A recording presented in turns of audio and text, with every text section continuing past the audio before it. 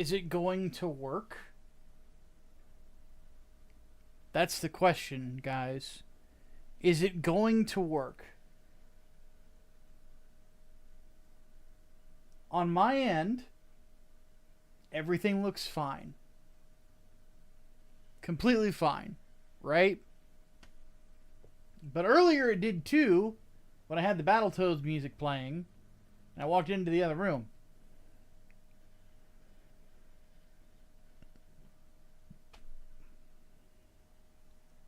So the question is this going to be fine when I click this button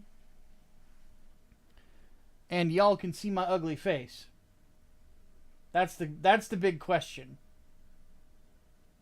So, we will see what happens. You guys ready?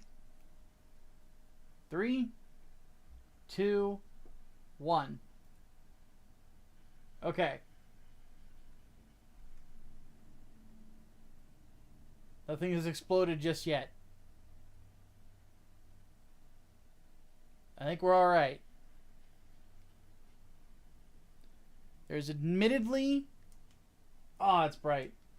There's admittedly a delay on my end of like 5 seconds, I think. So... There. Okay, now I'm a little bit better lit, too. It looks like we're okay. Looks like we're doing alright. Oh, my goodness. I am so sorry for earlier, guys. Like, I feel bad about that one. But we are back. We are back. So, for those who have not come to these streams before, what we are basically going to do is we're going to sit down. We're going to talk about the new episode of Gundam GQuuuuuux for about 15-20 minutes. And then we're just going to shoot the shit together after that is done.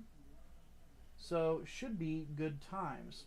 I have positive news for everybody here.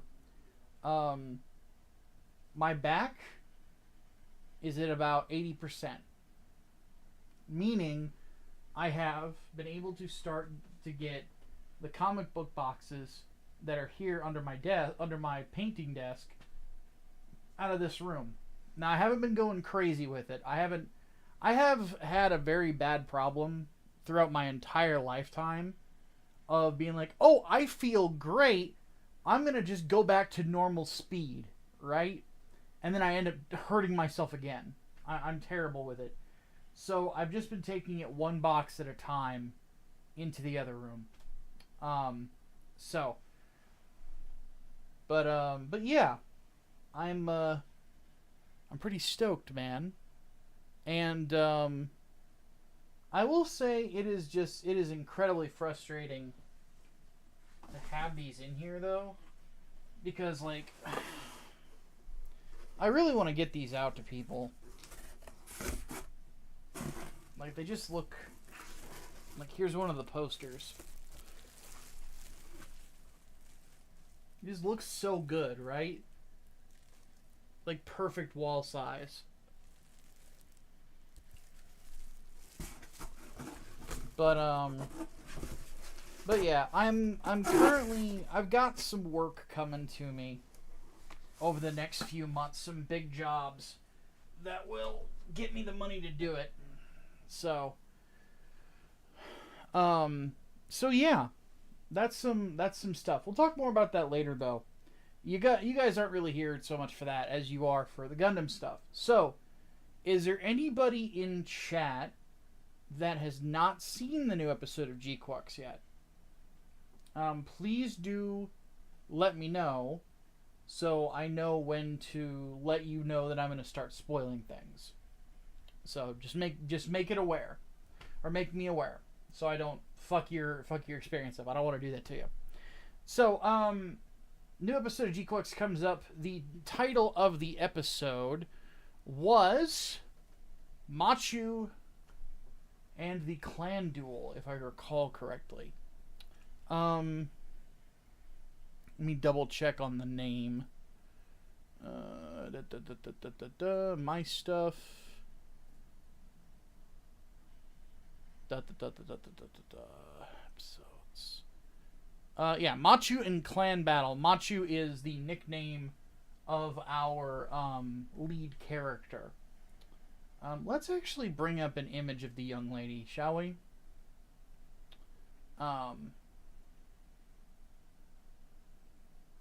This episode is kind of interesting. Because you want to know what it reminded me of? And for those of you who have seen it, so this way we have our lead character so people can see her. Machu here, do you want to know what the this episode reminded me a lot of in some ways? I think it's like the second or third episode of Evangelion, where it's kind of a little bit more down-paced until the very end where they fight the angel. It had very similar pacing to it. And that's sort of the interesting thing about this show so much, is the first episode and the third episode, they are paced almost exactly like an episode of Evangelion.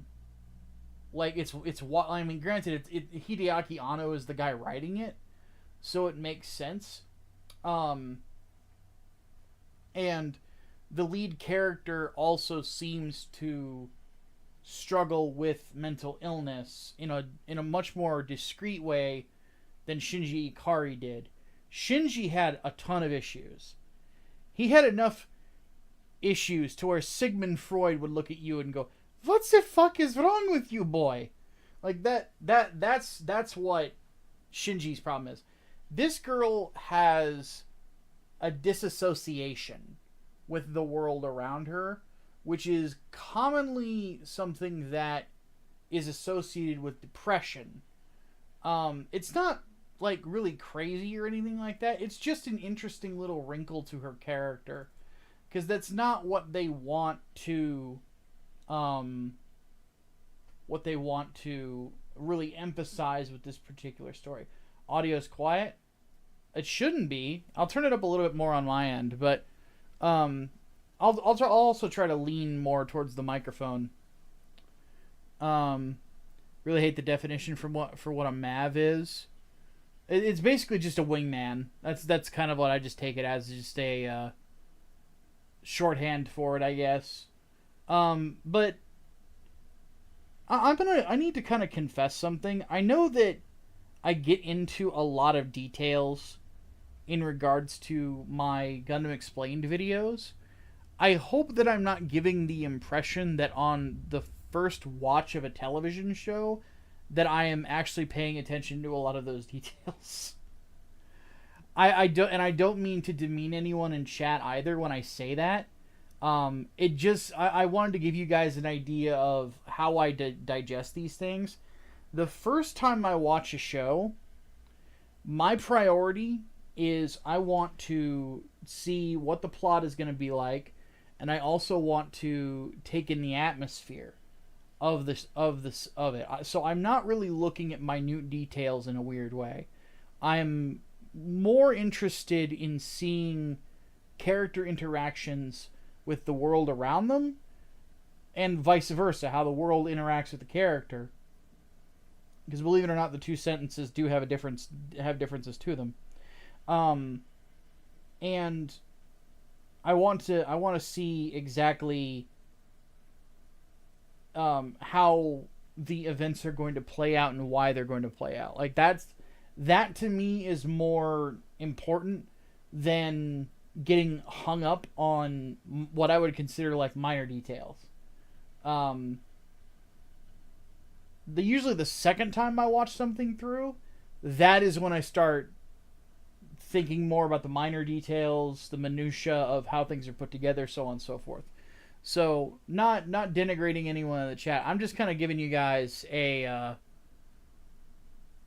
bit of a insight into my perspective on this. It feels weird placing so much importance on the world when it's literally two people working together.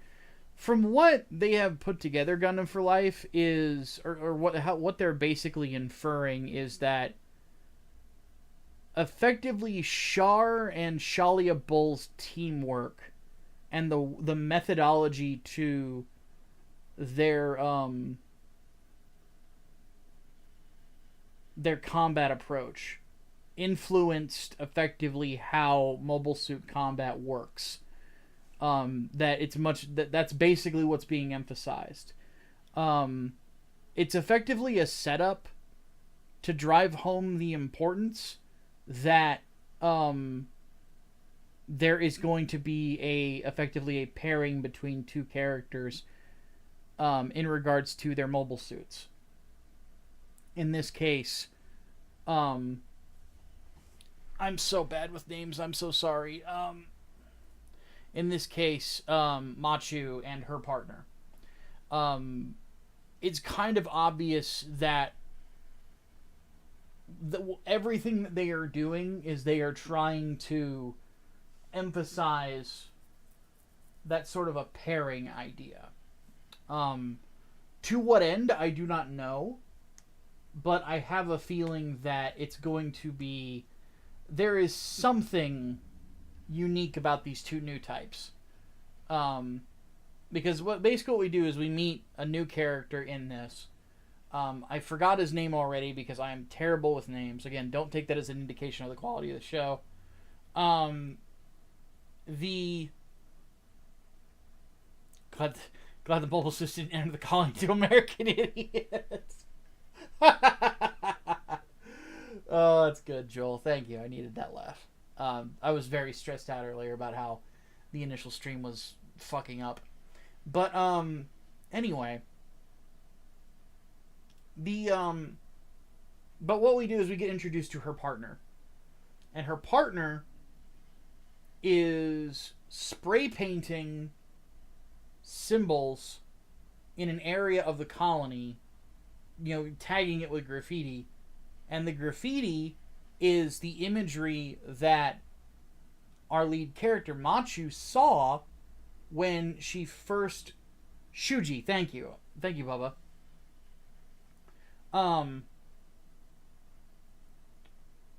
But they're emphasizing, Shuji is... I'm going to start getting into spoilers. Basically, Shuji is tagging this area with the imagery that we saw when Machu went beyond the time, as it were. Started new typing. We'll put it that way. I think I like that phrase better. Which Xavier's in the chat. He came up with that term. New typing. So credit where it is due. And the one thing I'm really digging about this is they are effectively going right into it instead of beating around the bush of are they, aren't they. It's basically episode 1, we know this girl's a new type. They don't fuck around with it. They don't play around with it. Anything like that. There's just bam. She's a new type. We're just going to tell you. Then we're going to do the recap episode, which, again, so wonderful to... I feel like one of the things that I see more from Witch from Mercury fans and Seed fans is they bag on the original Gundam. So for Hideaki Anno to basically come out, and the director of the show, obviously, who if I remember right, is known for doing Fooly Cooly, which would explain the art style. They've just flat out said, you know what? We love the original Gundam. We're going to give you an episode of the original Gundam, for better or worse. And they did. And they're like, because it's awesome. And everybody loved it. And I'm like, oh, put respect on it, man. That made me happy. But yeah,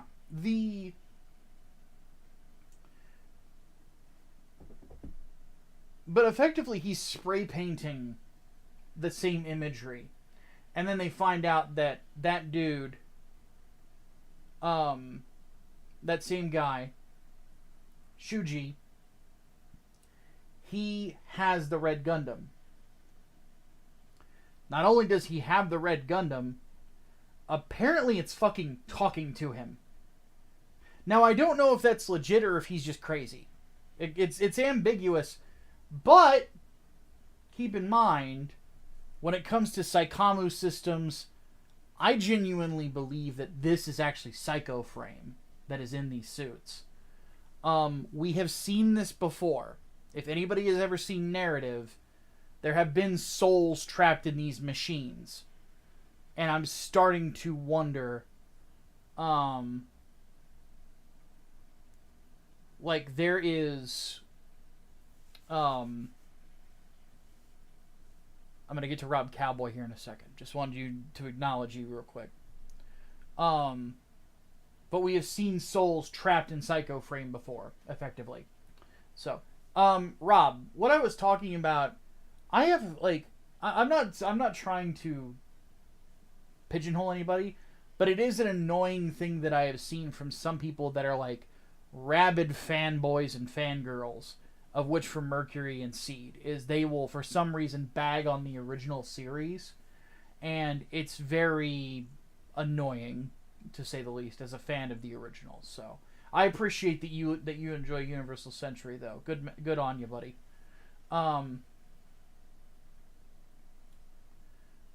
So yeah, the exam system had someone trapped in a computer as well. So yeah, we've seen this stuff before, and my thought is that we've got the you dislike UC in general. Really? That's surprising. Anyway, as I look at it, something very strange is going on with these machines. And that, to me, was the kicker. That was the most fascinating thing to me about this particular episode. Is the idea of, like, they're new types, so them being able to communicate with one another in battle almost instinctively doesn't really surprise me. This is not the first time we've seen this. And it will not be the last time. Now, we'll get into theory crafting here in a second, but the funny thing about it is that this was an episode, it's a good episode. The art style, by the way, is really starting to grow on me. And I didn't think I was going to say that. Like, because I didn't like it from the get-go, but as it has gone on, the color choices and things like that, and the fact that they're going for more of an ethereal, dreamlike feel, instead of like a more grim, grounded type feel like Zeta is, once I saw that, I'm like, okay, I get what you're, I see what you're cooking. I don't know if I like it yet, but I see what you're cooking. It's sort of like me watching someone cook Indian food on YouTube. I've never eaten any Indian food ever, which is really hard to believe as a 40-year-old man. But then keep in mind I'm a 40-year-old white man, so I'm picky. But I watched somebody make butter chicken once on YouTube, like a butter chicken recipe, and I go, I don't know about it, but I see what you're doing with it, and now I'm curious. That's my feeling right now. So, as it stands, it feels like what is going to be emphasized is going to be two specific things. Shalia Bull is going to continue chasing the Red Gundam. He's going to stick around this colony for a while, so I guess we call it Green Base now, instead of White Base. Green Base is going to stay at Side 6. We actually saw Mirai's, I'm assuming, former fiance, because we don't know if Mirai is dead or alive at this point. But we saw her former fiance in this episode, and they're sticking around until they find this Red Gundam, you know, and they get their hands back on it. So I'm thinking that the conflict at the early part of this is going to be between Shalia Bull and these two Gundams. If the season is only 12 episodes, in my opinion, they're probably going to pull the trigger on that in either the next episode or the episode after. I admittedly did not watch the episode, or the episode preview. So what are my thoughts on this episode? To wrap it up, it was good. This show has not had a bad episode yet. The pace is the big thing with me. It is paced very well. It is keeping enough mystery as well to make me want to continue watching. But the gimmick is that where we are at, we need to start having a little bit more of the mystery peeled off episode for episode. Because that was a mistake that Witch from Mercury made. You guys remember how Witch from Mercury, it faffed around a lot in the first season, and then it got super serious in the last 2 episodes of the season. I don't want to see that here. Clan battle's interesting, but unless you can tie it into the conflict with potential conflict with Zeon here, I don't fucking care. Like it was a fun fight to watch. It was interesting, but I'm not so enamored with the idea of this clan battle that I need to see a bunch of it. You know, so my hope is that Anno and company do not have the wrong idea of what is making this show interesting.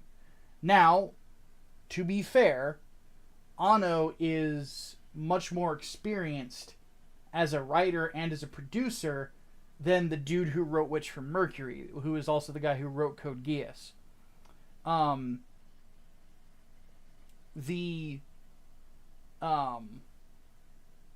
The basic idea is that we've got, we've got the new type mystery going on. That's what's bringing us in. We want to know what the big deal with the GQuuuuuux is. We want to know what the big deal with the Red Gundam is. We want to know what else is different about this timeline. Things along those lines. Clan battle should not be the focus.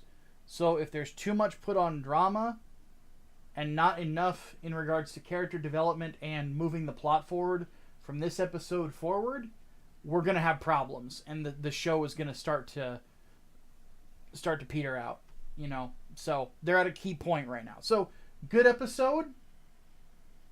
Show in general, good so far. But I also see where there could be disaster if they're not careful. So I figure the battles are going to lead up some sort of anti-Zeon group looking for recruits. That's one possibility. Here's one thing that I want to do. I want to do a little theory crafting. There was something that someone had pointed out that I found kind of neat. Gundam GQuuuuuux. G, then Q, and the rest of it's a placeholder. Someone suggested that it's the actual title of the Gundam is supposed to be GQuuuuuux, and that our protagonist is one of the Puru clones.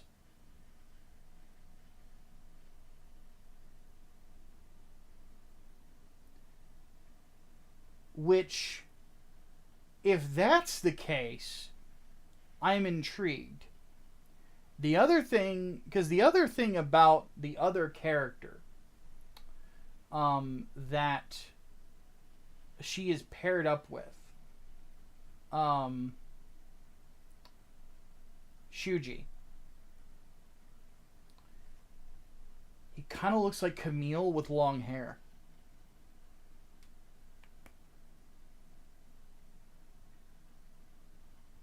Again, that's theory crafting. I might be putting way too much thought into this. But it's interesting. And the other thing about Machu here, she looks like a Puru. Honestly, she looks like one of them, only her hair's a little different. And we saw her mother today, looks nothing like her mom. I'm curious, because if you think about it, the Purus only come around because Zeon lost. That's the only reason that they became a thing, and we're at Axis Zeon. The only reason that Camille was at Side 7 was because that was because Green Noah, which later became Grips, it ended up I'll read that in just a second. Thank you for the $2, Mr. Insane. I'm assuming they eat a lot of fried chicken. There's the answer. But with Camille, the only reason that he was at Green Noah, which is in Side 7, was because his father was a mobile suit developer specifically for the Titans. What happens if there are no Titans? Because there aren't. Zeon did much better in this war than they did in the original.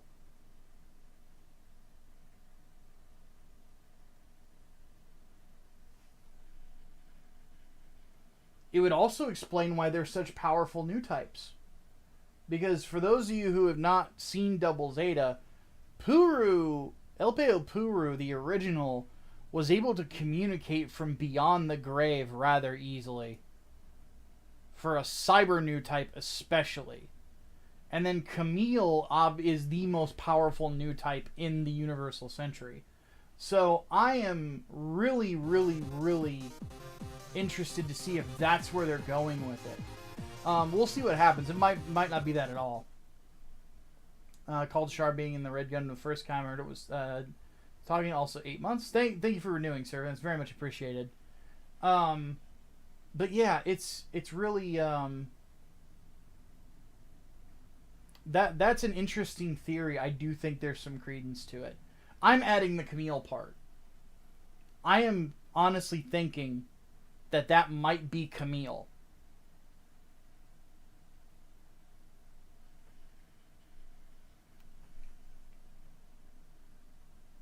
I'm just getting that feeling. You know? Betting we're going to see a vengeful federation with them experimenting with cyber new types even faster to combat Zeon. I could see it. But either way, I'm really interested to see where this goes.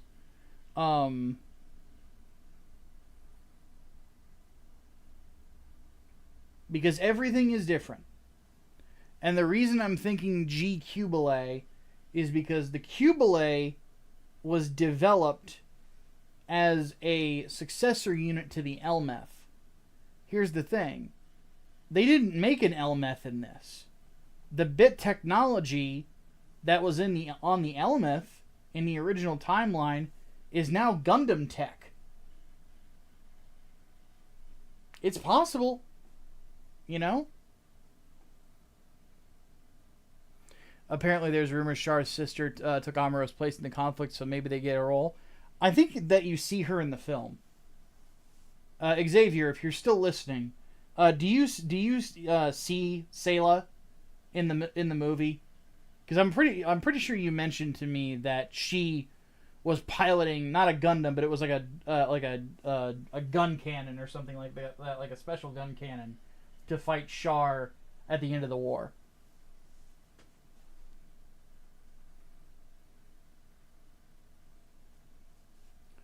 But that leads to the whole I see time. But there's also something like the Moon Child or something like that. So she is in the movie. Thank you, Alfarius. Is he really Alfarius though? We'll never know.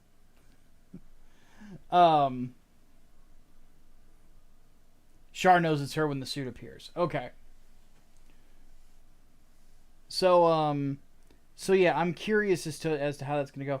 That's my general thought, though. is I honestly do think it's Puru.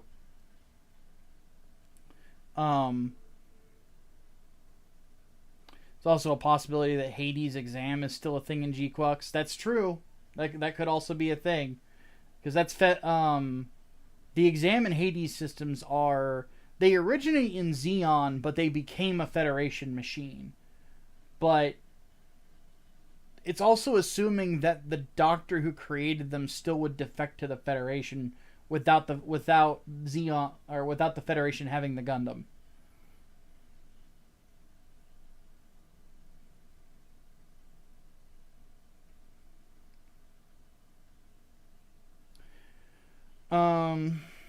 How old would Shirako be? He was 21 in the original Zeta, so he would be 20. But without the Titans, there's no reason for Shirako to leave Jupiter. So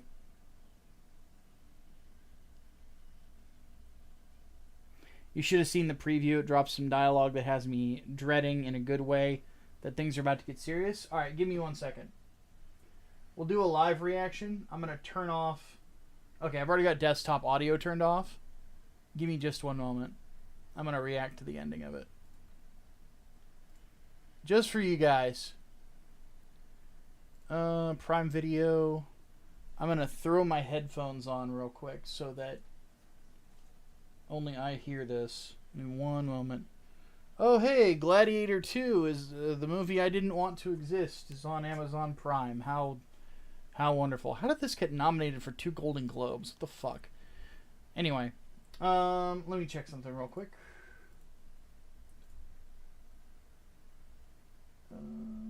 Oh, my Bluetooth is not connected. Give me just a second.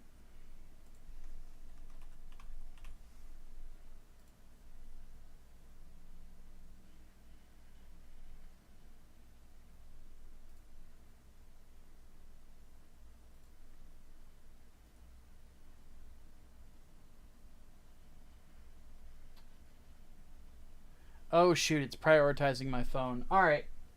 I'm just going to mute myself real quick, and then I'll let you know what I think. So bear with me for just a moment. You just have to read my face.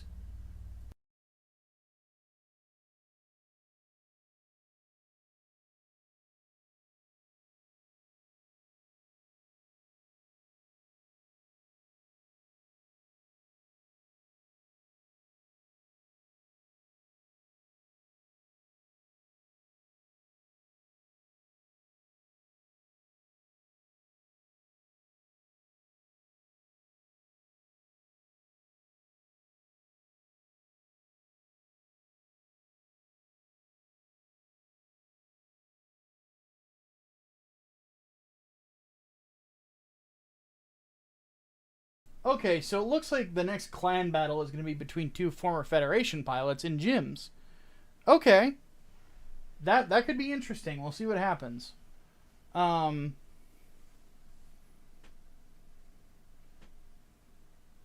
worry about what I said about which fans. As Transformers fan, I know exactly the kind of fans you're describing. Yeah, pretty much. But yeah. But yeah, overall it's pretty dope. Pretty dope show. Again, I'm very much of the thought process that it might be more my anticipation for what could be that drives me forward than what already is, but what already is really starting to grab me. So we will see what happens there. So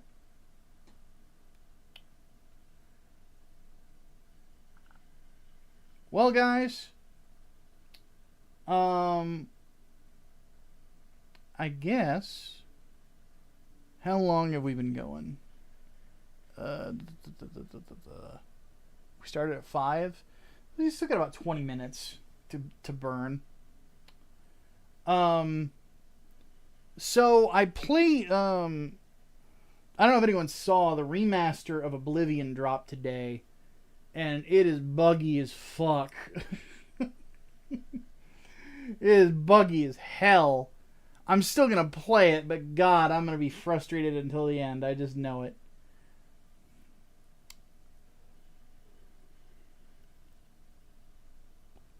That it said a term that refers to a Federation pilot with 100 confirmed kills. Yeah, it was a unicorn.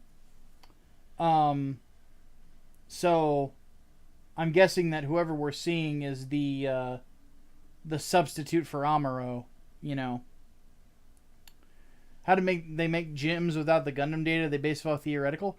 So how it works in the original is that they start production of the gym the instant that the physical Gundam is done. They know it works and they know it's stable. So because by the time that they got from space all the way down to the Earth, that's when they first see the gyms. But the gyms had been put into production, or not, they had been deployed in the field 2 months prior. So around the time that Garma dies, that's when gyms started getting deployed.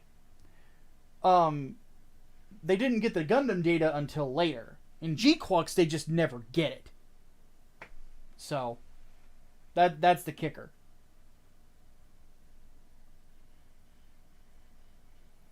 Because not only did they do that, they also constructed like the Gundam ground type. The concept of the Gundam ground type was made at Augusta and was done immediately after they finished they finished Unit 2. So, to be truthful, there is the distinct possibility that in this we will actually see Gundams from the Federation. So, in this they based it off gun cannon data.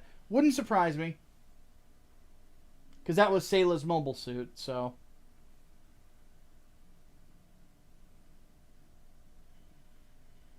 Oh, it's based off the one that Char murked. Interesting.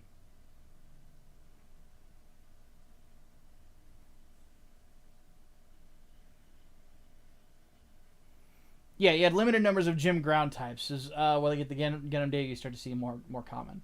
Yeah, because the massive rollout, because they were also, gym ground types were also used during Operation Odessa. And they were, and that's where you start to see like gym early types and stuff like that. The proper gym, the ones that we see at whatchamacallit, at Jaburo, those are the top tier ones that you see. Did I hear about the live action Gundam film? I have problems. Your thoughts? I heard a bit about it. I don't remember a whole lot about it. I don't really have an opinion yet. Let me see who was set to direct it.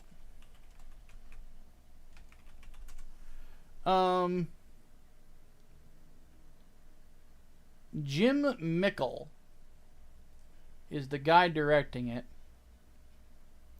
He worked on something called Sweet Tooth.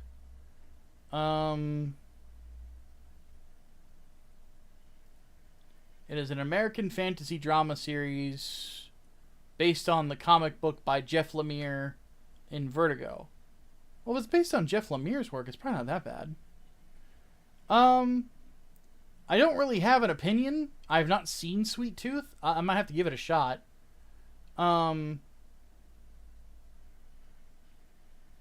So that's who's working on it. Who else is involved?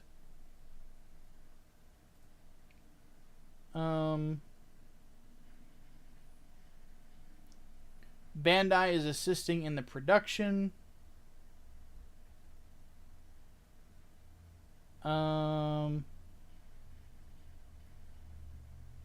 Not much has been said beyond that.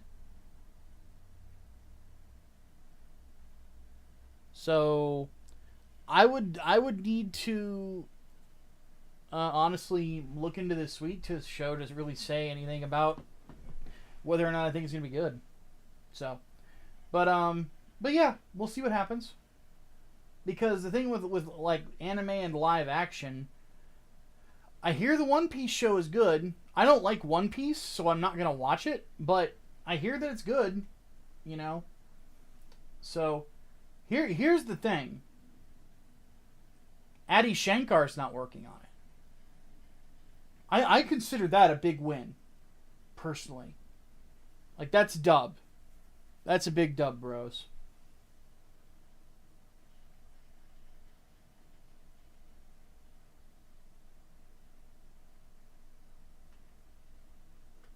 Not another Gundam Savior live action? Oh god, no. Well, this one I don't think is being made by Canadians, so that might alleviate things. No offense to the Canadians out there. But yeah. Kind of curious what happened to the Black TriStar since this world's focused on combat revolving duos. I feel like seeing a group known for its trio combat would react to this world. It does make me wonder. Because if you think about it, throughout Gundam, a lot of times everything operated in 2s and 3s. Like with Char, he almost always had 2 men on his wing. Even at the beginning of this show, he had 2 men on his wing. In Zeta, he has 2 men on his wing. Apolly and Roberto. And then when Roberto dies, it's Apolly and Camille. So wasn't Adi asking what the next video game series should turn into an anime? Imagine if he tries to get the rights to FF7. Oh god. He would ruin Tifa. And I would be like I would be super upset. Because Tifa's my favorite Final Fantasy character, so I would be very upset. Like, not just because of her tits, mind you, or that she's got more curves than the Autobahn. She's legitimately a fantastic character. So. But yeah, let's not give him any ideas. Actually, no. No. Here's what we do. Because he can't make it any worse. Adi Shankar does Forspoken, the television show. That at least might be so bad it's entertaining.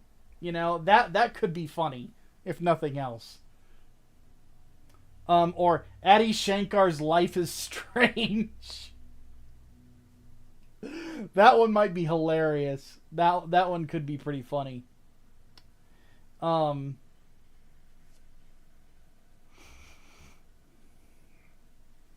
So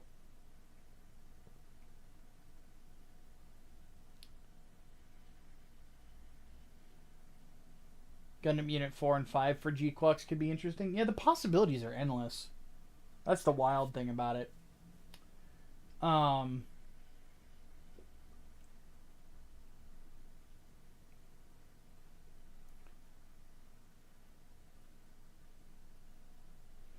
So, do you guys want a preview of one of the next videos I'm working on? Well, I hope you do, because I'm gonna read it to you anyway.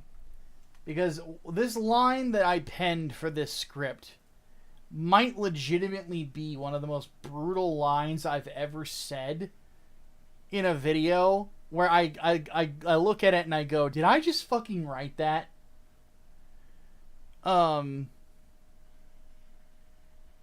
just gonna read the paragraph, and you guys can tell me what you think. Another thing, why the heck do I see all these goofballs accusing people of not being media literate when half of them can't make a logical argument to save their lives? If you put a gun to their heads and told them to make an argument that made sense, the end of the discussion is going to be like the end of Old Yeller. Sorry, girl, but I got to put you down. Hell, the conversation probably would have been the person with the gun to their head trying to convince you that Old Yeller was secretly gay and also a Muslim somehow. So I guess, why did I write this? So I guess in that case, Old Yeller got thrown off a roof instead. Oh, that one's mean. Fuck.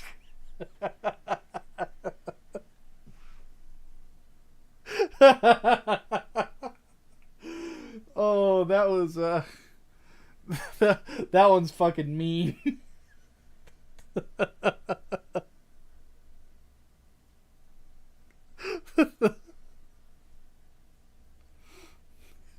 I'm gonna say this right now.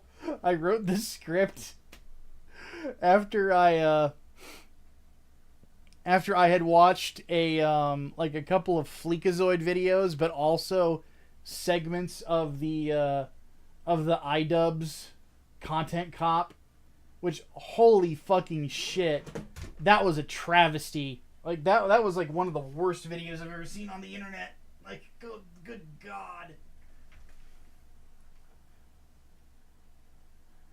So yeah, that was I was kind of feeling a bit frustrated when I wrote that. Basically the whole video is called Every Anime Video Essay Ever. And I'm pretty happy with it. It's not the one I just gave to Shirt Dude. We're doing one on 40K. And but this one will be the one after that, because the follow-up one for 40K is going to take a little bit more work. Because what I'm doing is I'm doing a two-parter. I got a bunch of stuff going on. I'm doing a two-parter on Warhammer 40K animation. And part one is purely Space Marines. Because you guys know me, I'm a Space Marine fan. So, with the first part of it, it is Ultramarines, a Warhammer 40K movie, Iron Within, Angels of Death, Pariah Nexus, Astartes, and the secret level episode, They Shall Know No Fear. So, that's the first episode. The second episode is the rest of it, where I talk about like Hammer and Bolter specifically, where I go like episode by episode in Hammer and Bolter. Which has a couple of Space Marine episodes. But the thing about Hammer and Bolter is that, like, the whole thing with it is, like, just fucking watching Space Marines get their asses handed to them, pretty much. Unless they're Chaos Marines. Well, actually, no. The Chaos Marines take a big L. I think it's like some Black Legion Terminators get fucked up by Trazyn the Infinite, which I like Trazyn, so I'm fine with that.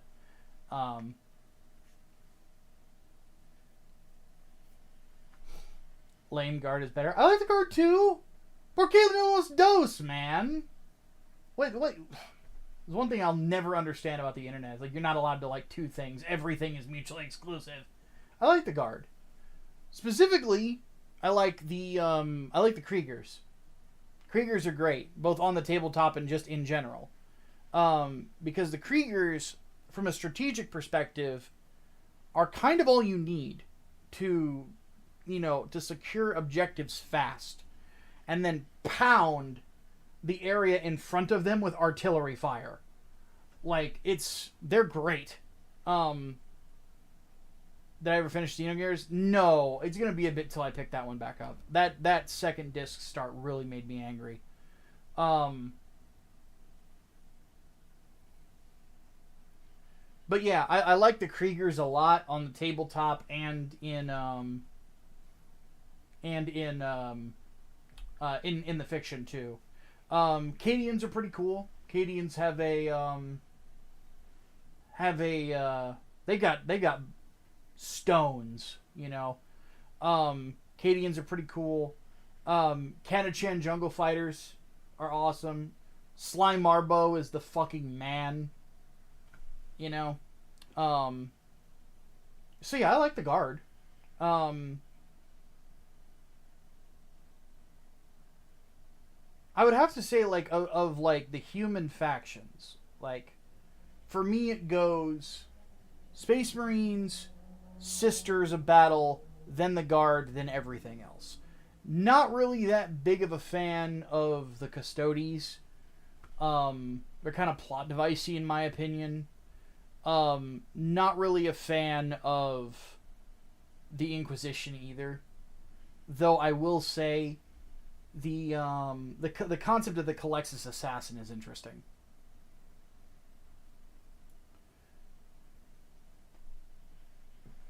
But yeah, I'm very much a humanity first guy. They say that there's 3 hostile races in the universe. Now there's 4. Like Cox Bolter with malicious intent. Like one of my favorite videos on the internet right now is what is it called?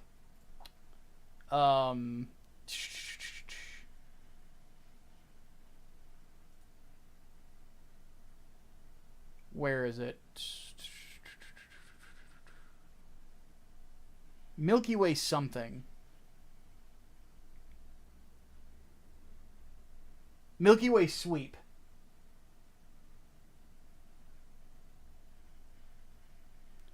But it's specifically the disposal unit mix. So for those of you who have played Dark Tide, you know the disposal unit music. Like this video is awesome. I'll play it real quick.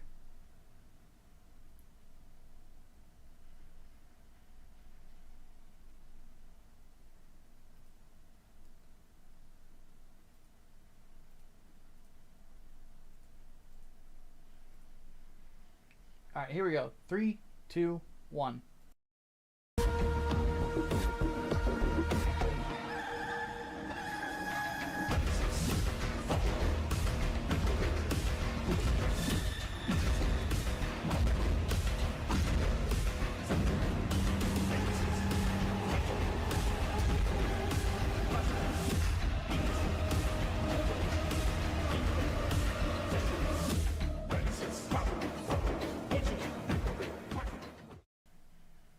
Yeah.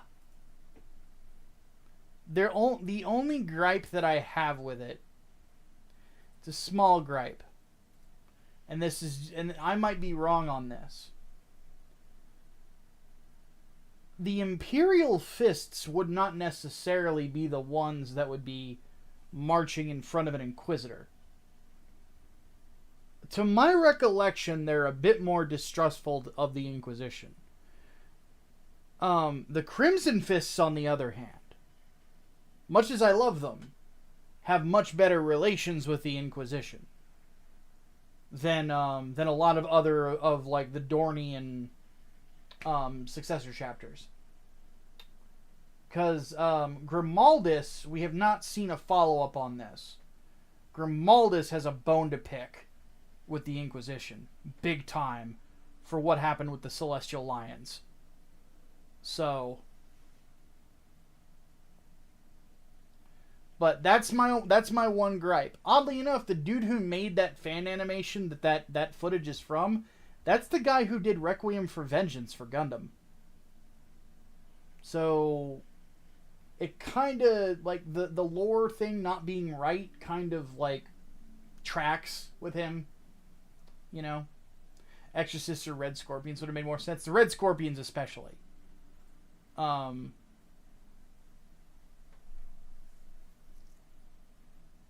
the Exorcists, they're busy working. They got shit to do. Why is he angry? Orc snipers are the ones at fault. So, small world. I know, right? I thought that was really interesting because I knew that he did a 40K fan film, but I wasn't sure which one. And the Lord Inquisitor is an okay one. I'm not super big on it, mostly because I just don't like the Inquisition. You know, it's personal bias that gets in the way on that one. What I really want to see, and what I'm really looking forward to with Hammer and Bolter whenever I review it, because I'm going to skip the Warhammer Fantasy stuff because I'm not really that interested in Warhammer Fantasy. I'm really looking forward to watching the last episode that they did, which is called Cadia Stands, which is about a bunch of Cadian guards going to what's left of Cadia to investigate some stuff that's going on there. Apparently they run into a possessed word bearer, and that to me is like, oh, that's a horror story. So I'm looking forward to that one. Because there's some good episodes of Hammer and Bolter. There's that episode's really good. The episode with the Death Guard really unique. Loved that episode too. It's fucking gross, but it's really unique. Because they fuck around with the concept of entropy, which I'm a big fan of messing around with stuff like that. Because I feel like Nurgle sometimes gets a little oversimplified, you know? Like, the idea of the Chaos Gods is they're supposed to be concepts, you know, and they're powered by certain specific ideas. And they have control, a level of control over those ideas as well. So that is something I find intriguing. But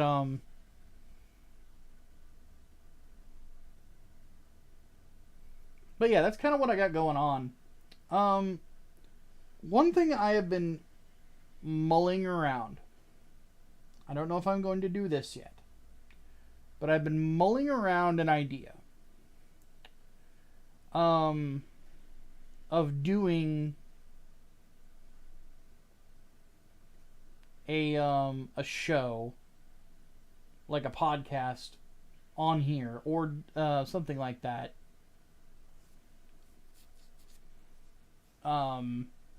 That is priority for members. Because my thing right now is this. The job market in my area kind of sucks. Illinois is not going to have a recovering economy probably for another couple of years. So I am looking at more ways to make money, obviously. So one thing I am thinking about doing is getting together with probably Shirt Dude, because we're already working together anyway, to do a weekly show about just lore in general. Where basically we take a subject and we talk about the lore around it for like an hour or so. Job market sucks everywhere. Really? That's a bummer. But I'm thinking that what I would do is I would set a member goal. Like, if we get this many members at this amount of money, then I would do it, because then it would like kind of secure financially. Shirt Dude obviously would get a chunk of that too, because he, you know, I pay him out of the money I make from Patreon and members. So he would obviously make more money too. So yeah, a lore cast basically. The other thing I am also considering doing, because we've only got 2 people that use it, is like ditching Subscribestar, because I think Therion and one other person uses it. So the Grindstone Lorecast, it wouldn't be associated with Grindstone, but I was thinking of something like the Lore Masters or something along those lines, because the one thing that I am starting to realize is that the amount of lore I know about several different science fiction universes is kind of absurd. You know, like, I know a good amount of 40K. I know a good amount of Star Wars, specifically like Old Republic shit. A lot of Gundam, obviously. Stuff like that. And because somebody compared me to Tex Talks Battletech.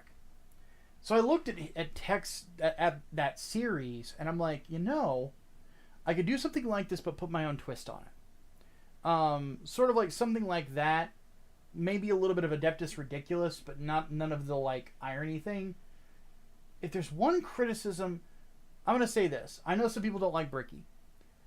I don't have a personal thing against him at all.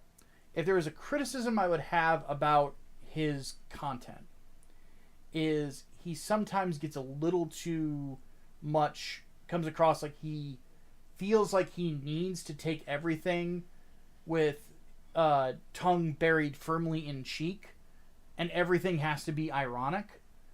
And I just, like, I see that and I go, yeah, I was young once too. You know, like, I was young once too. And I'm hoping that as he gets older, he realizes he doesn't have to do that. Like, it's like there's zero things wrong with enjoying things unironically, bro. Zero things wrong. In fact, it's more fun that way. You know, there's nothing wrong about enjoying your entertainment for what it is, and just just having a lot of fun with it that way. It's, you know, because for some people, when it comes to like nerdy stuff, they feel like there's like this secondhand embarrassment that comes with that, and it shouldn't exist, especially for that kid. Because I look at him, I'm like, dude, you're consistently streaming with a half Canadian, half Russian, big tittied roach woman streamer who literally cried during the ending of Space Marine 2 because she was so happy for Lieutenant Titus. You're fine. You're good, bro. You're good, man. You can love things for what they are. So that's my criticism of him. Tex is actually canon to BattleTech. He's an old mercenary with a Clan ex-wife, and gives lectures on a backwater world. That's interesting. But yeah, I was thinking about doing something like that, and having the stage, like the for it, actually be the hangar back here. To where it's basically me and me standing by my Senanju, and then over on another part of the hangar is Shirt Dude's why am I forgetting the name of the mobile suit? God damn it. Shirt Dude's act guy with the big shirt on it. So I'd have to get somebody to do the art for me. I have a couple people I can ask. But yeah.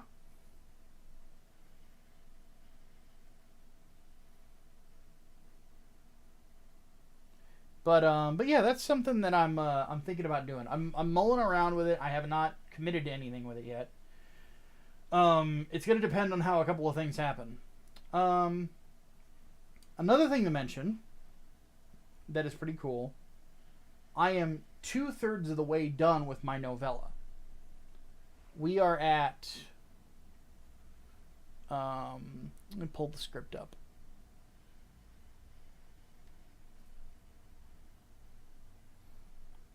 How many words is this at? Word count. We are at 9,557 words. I want to get to around 15 to 20K. So, but we're in the plot. We are at about 2/3 of the way done. Hey, Fancy Toxic Soda. I appreciate the sentiment, buddy. Very much appreciated. Big problem with people today is they think they can enjoy something with a butt, but yeah. I think your sentence got a little messed up, Nova. But I get I'm picking up what you're putting down.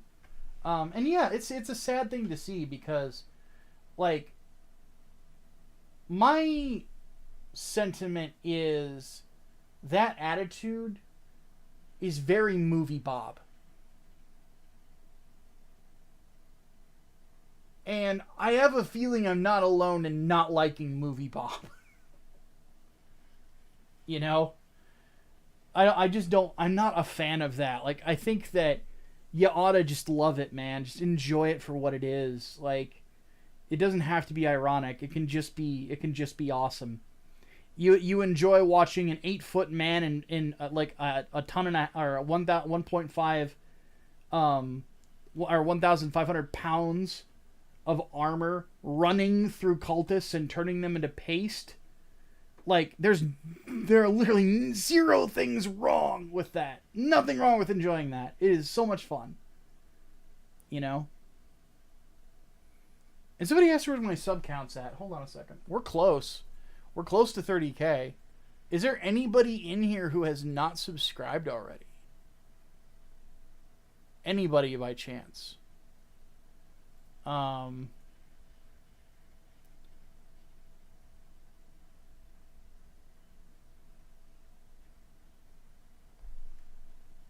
8. You're 8 away.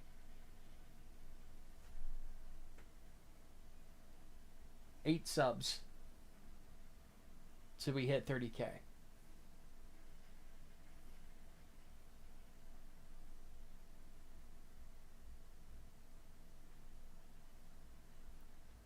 I think Movie Bob likes Movie Bob.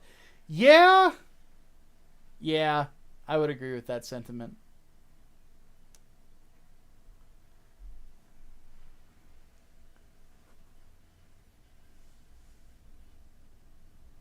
Now 7? Sweet.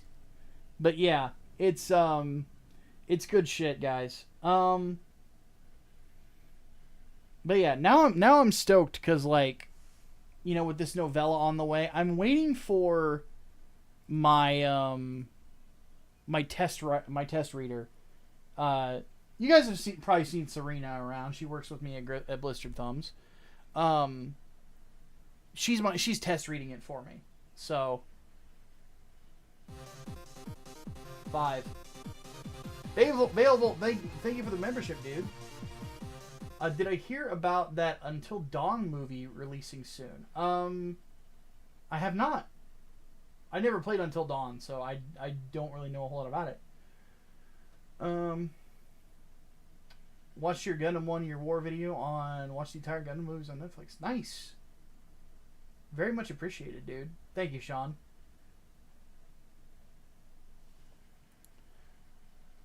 So yeah.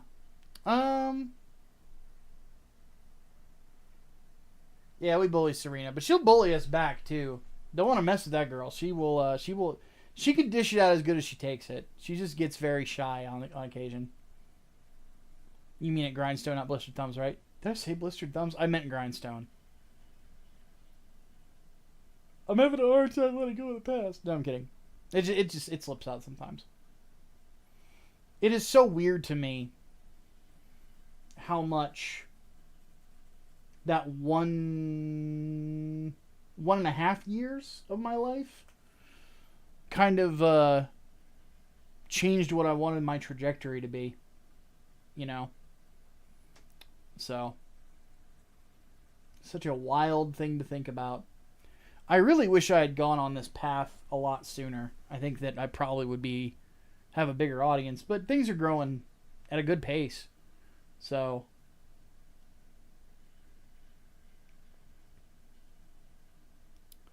but yeah, on that note, it is 6 o'clock, and I don't really feel hungry, so I'm not going to eat. Not really much else to say. What I'm hoping to do is the 1 Year War series and the Seed Fits got you to sub and into Gundam. Really? I didn't. I'm glad that I got you into it then. That's kind of my hope, though. Gundam is my favorite science fiction franchise, so getting people into it makes me pretty stoked. Anyway, the one thing that I'm gonna do, though, hopefully by the weekend, because it's already Tuesday, is to get all these comics moved out of here. Again, I'm being very easy on my back right now. And then once that's done, I know you guys can barely hear me when I turn my head.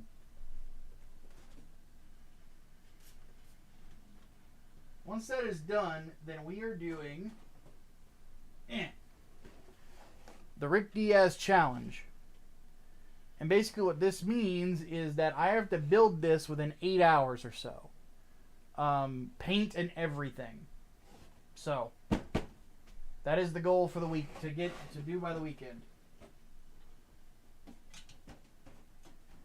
Meaning that I'm going to have all of my stuff moved out of here.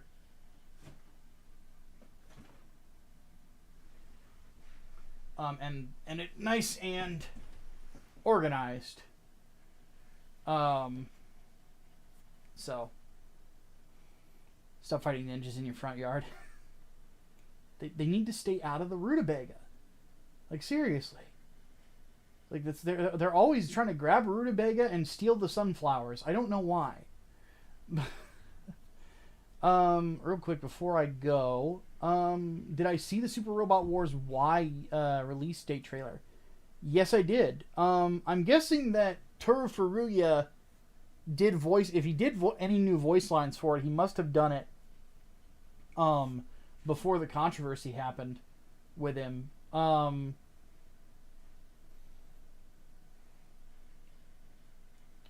Then,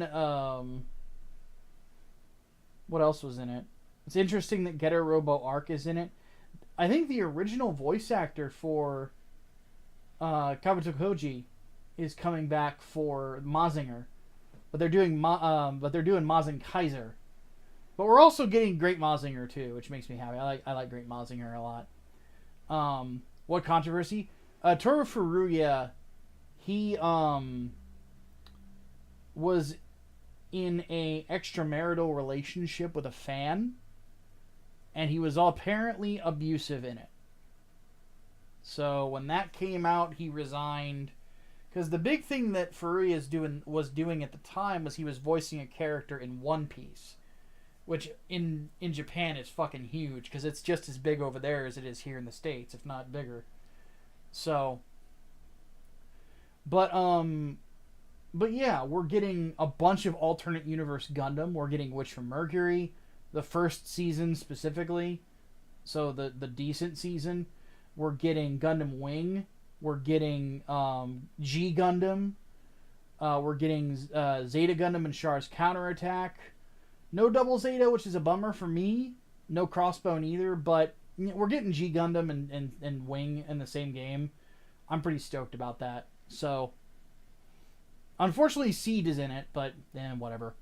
But yeah, it's looking like it's gonna be fun. And then they showed that fucking Godzilla's gonna be in it, and I'm like, what? So yeah, I was fucking stoked when I saw that. I'm like, this is gonna be nuts. Alternate Universe Wing, where did I hear that? In the new Super Robot Wars game? It's packed with it. I'll show you the trailer.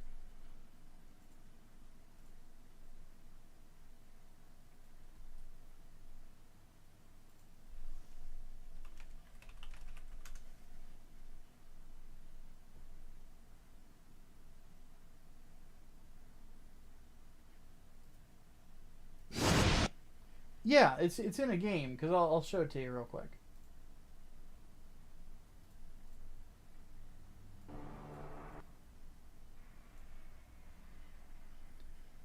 So I'm gonna fast forward the Combattler and all this. Ore Battler Dunbine's in it. Elgheim is in it. So Zeta Gundam, and they're using the same sprite from SRW 30th.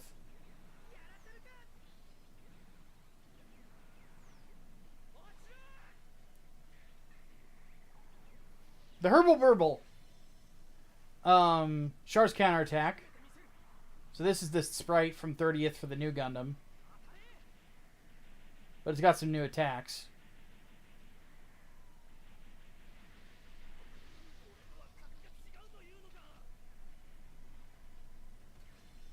G Gundam.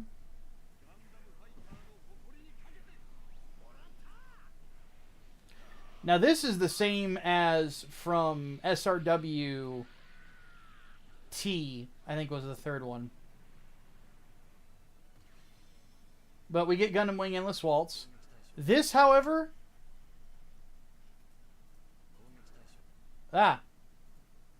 This is a brand new Wing Zero sprite. This is not the old one. This is a new one. So, I'm pretty stoked about it.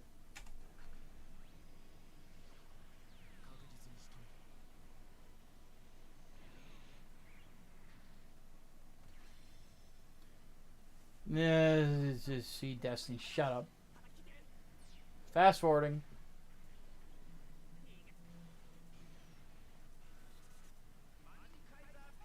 But we got Mazinger in here. Code Geass. Getter Arc. Here's the G-Witch one. That is a really well done aerial sprite too.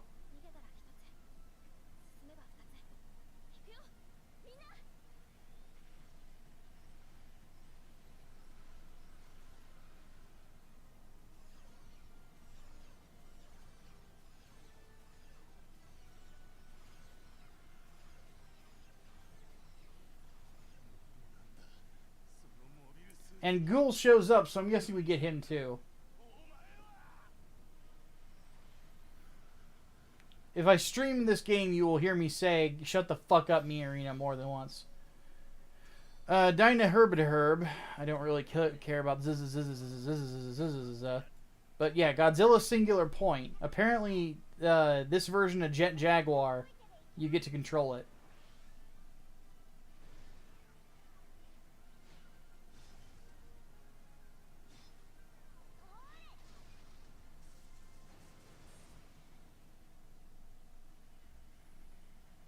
Since they're doing Star Saturn Contact, I think they're going to do previous series like Zeta and Double Zeta.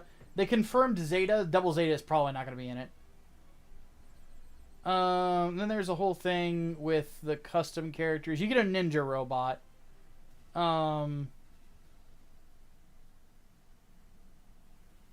But this was the big reveal at the end.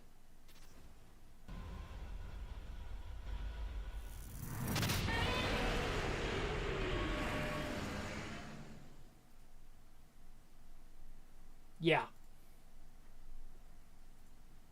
Godzilla Ultima.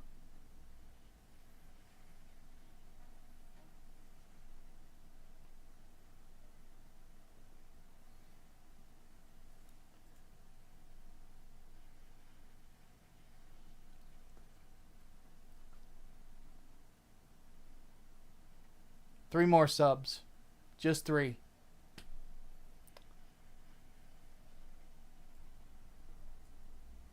I'll show you guys real quick.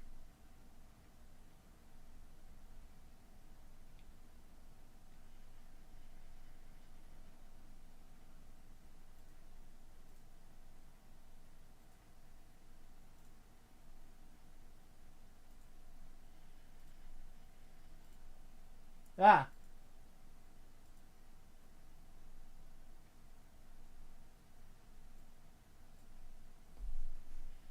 But that close. That close to 30K. And we are going to leave it at that. Oh, somebody else hates the show. That's unfortunate. Obscura Mask, if you watch this, to each their own. I'm glad you're watching my videos, at least. You're wrong for that number 3 joke. Yeah, the Bernie... Man, some people laugh at Bernie jokes. Some people are like, "Aw, fuck you." So.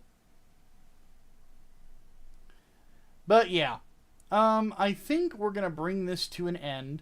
I imagine some of you guys probably... I know Nimmy Nightmare is doing her... her unveiling of her like, non-chibi avatar, so people are probably going to want to watch that. So I'm going to get some sleep because I really want a nap. And I might go watch Godzilla Singular Point because I have no fucking clue what that shit's about. So on that note, we're going to go ahead and bring this to a close. So we will be back here at the if nothing else, next week to talk about another episode of GQuuuuuux and to go from there. So thank you all so much for coming and watching. Thank you for those of you who were gracious with your super chats. Anybody out there who is watching the VOD of this, feel free to hit the like button as well. Big help to me as well. So thank you guys so much. I will see you guys next time.